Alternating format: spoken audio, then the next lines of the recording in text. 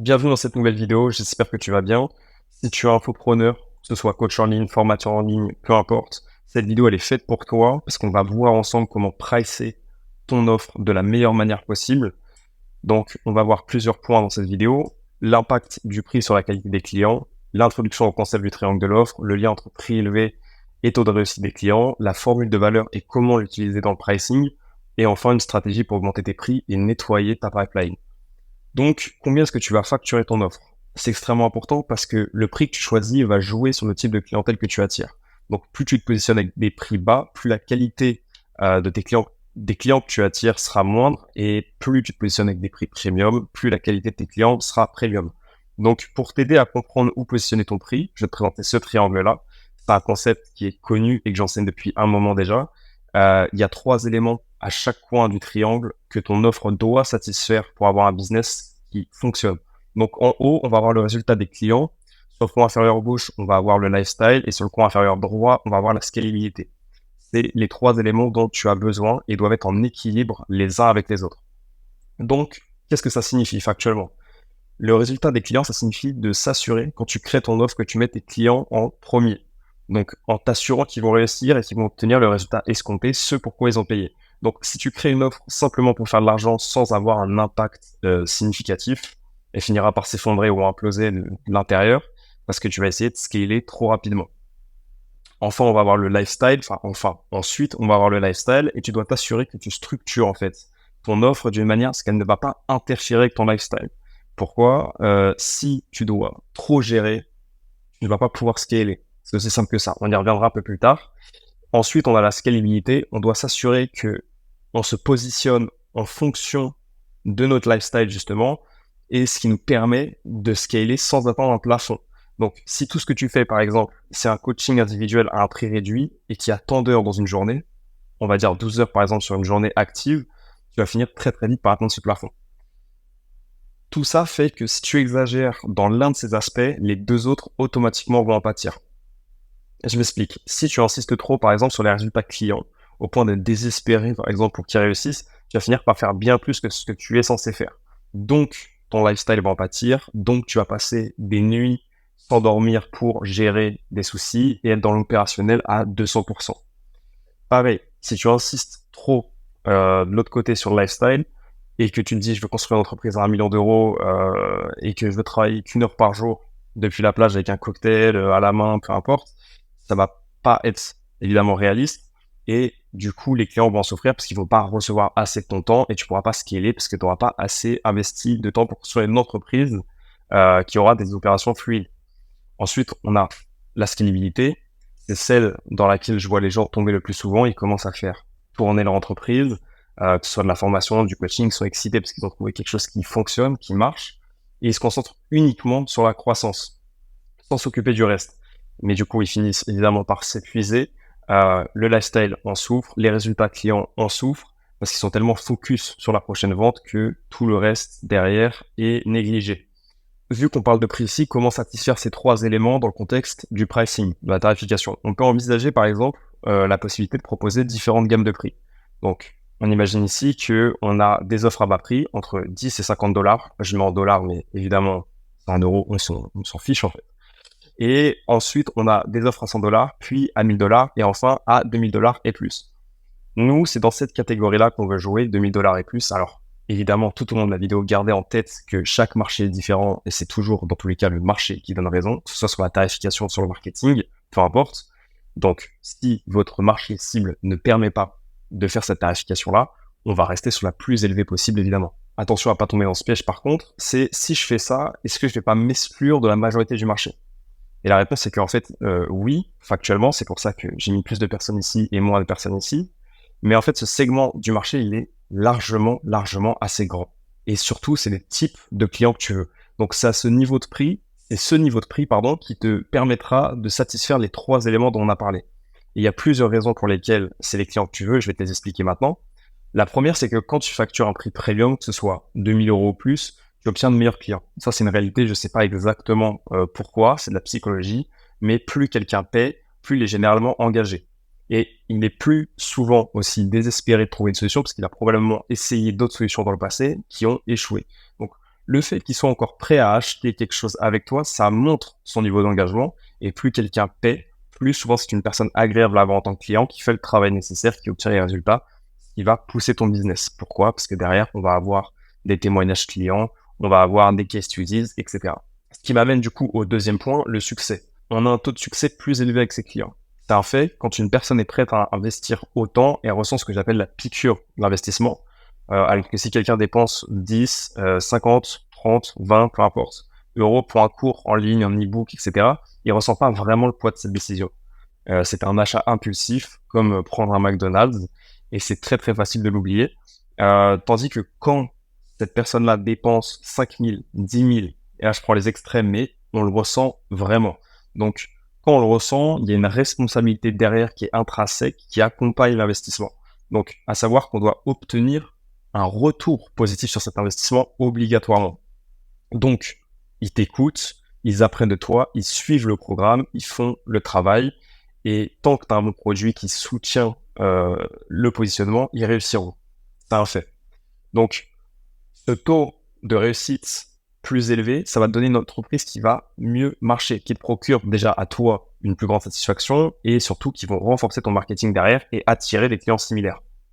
La troisième raison pour laquelle je préfère les offres haut de gamme high ticket, c'est que tu as besoin de moins de clients.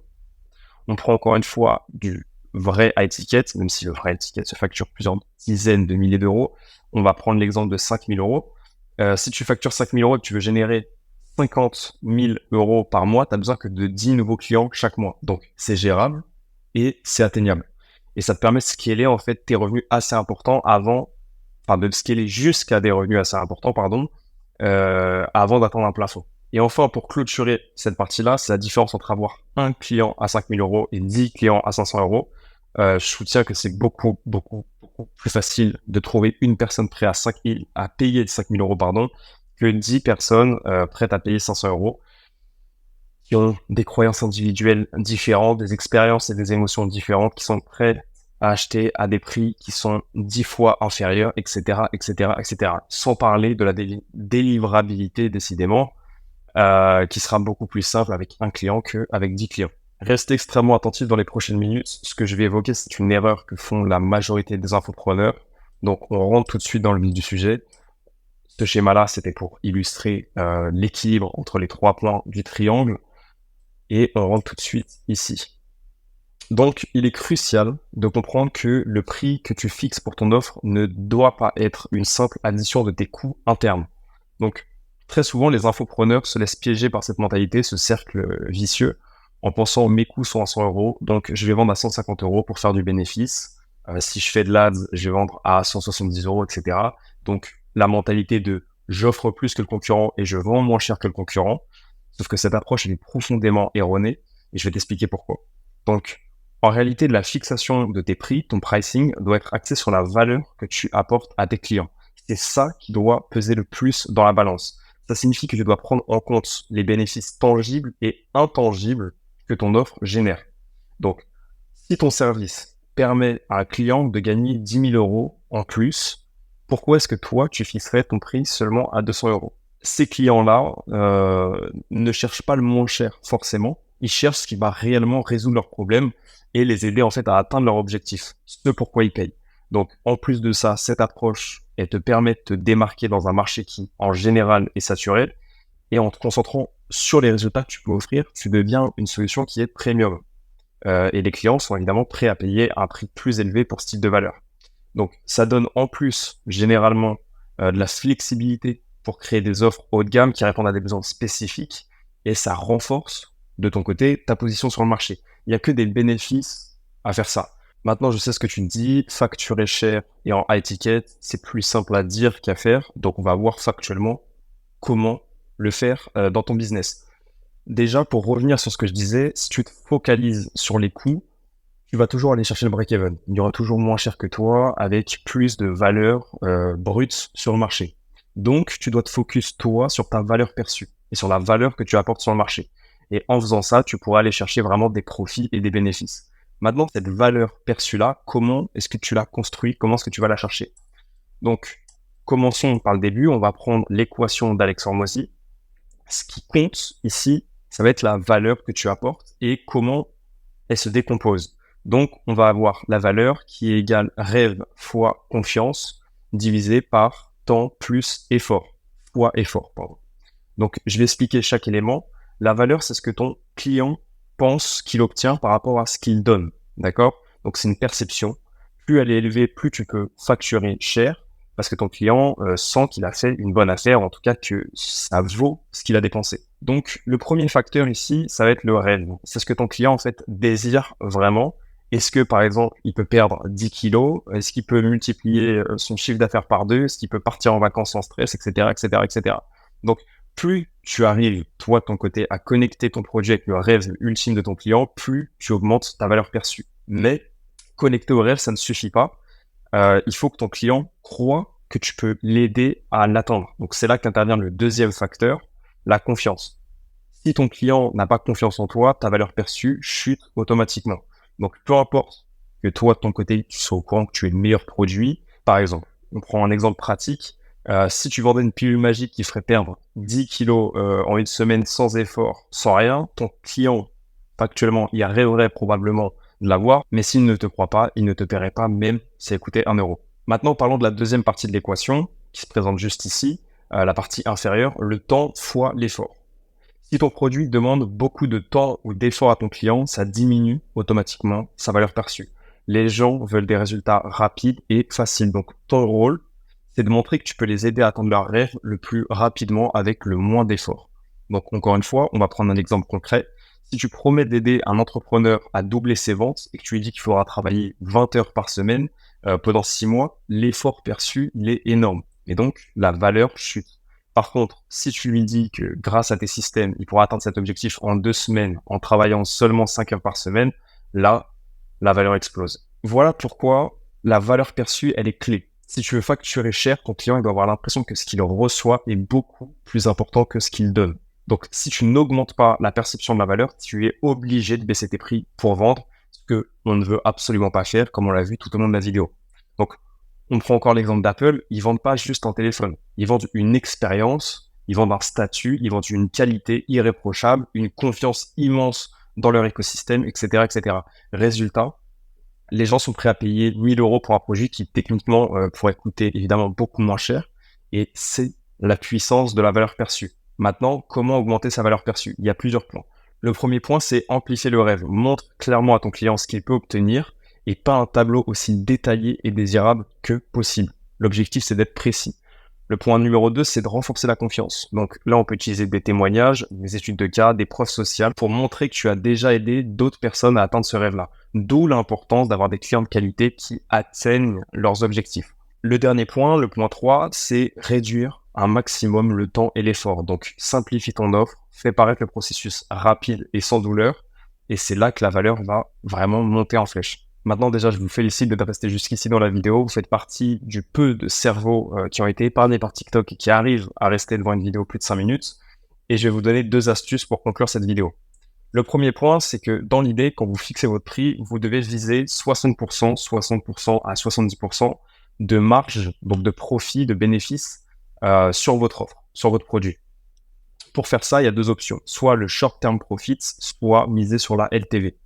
Le short-term profit, c'est quand vous pouvez directement facturer ces 60%-là de bénéfices. Par exemple, si vous vendez un produit à 1 000 € et que vous faites 400 € que vous faites 600 €, pardon, que vous faites 600 € de bénéfices dessus et que vous pouvez directement le vendre 1 000 €, à ce moment-là, vous faites un short-term profit. Maintenant, si votre marché ne le permet pas, vous devez quand même viser ces 60% et donc on va aller chercher ces 60% sur la LTV. C'est-à-dire qu'on va faire 15% par exemple de bénéfices sur un produit d'entrée ou 5% sur un produit d'appel. Appel, entrée, c'est la même chose. C'est-à-dire un produit très peu cher qui va permettre aux clients de rentrer dans votre écosystème. Et ensuite, l'upsell au fur et à mesure avec 15%, 15%, etc.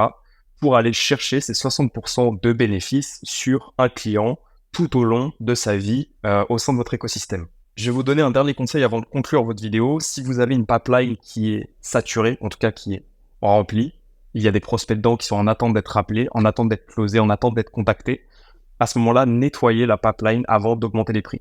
Pourquoi? On va avoir 2 intérêts à ça. On va avoir l'intérêt en interne, c'est de donner un coup de boost à votre équipe en leur disant, écoutez, les prix vont changer. Vous devez vider la pipeline. C'est là que vous allez aller chercher du cash rapidement parce qu'on a justement cet effet de rareté et d'urgence en expliquant que les prix vont augmenter dans 2 mois, dans 2 semaines, etc. L'autre avantage, c'est que si un client, un futur client, vient vous dire j'avais entendu un prix différent, vous pouvez leur expliquer, on a communiqué là-dessus, on a ajouté plus de bénéfices, plus d'avantages, etc., etc., et le prix reflète ça. Donc passez à l'action maintenant parce que les prix changent dans 2 semaines, dans 2 mois, et ils vont encore augmenter. Le fait que les prix aient déjà augmenté une fois, ça apporte de la confiance, et le fait que ce ne soit pas une stratégie de vente un peu foireuse quand vous annoncez que les prix vont augmenter. C'est réel, les prix ont déjà augmenté, ils vont continuer d'augmenter, donc passez à l'action maintenant pour éviter de payer plus cher plus tard.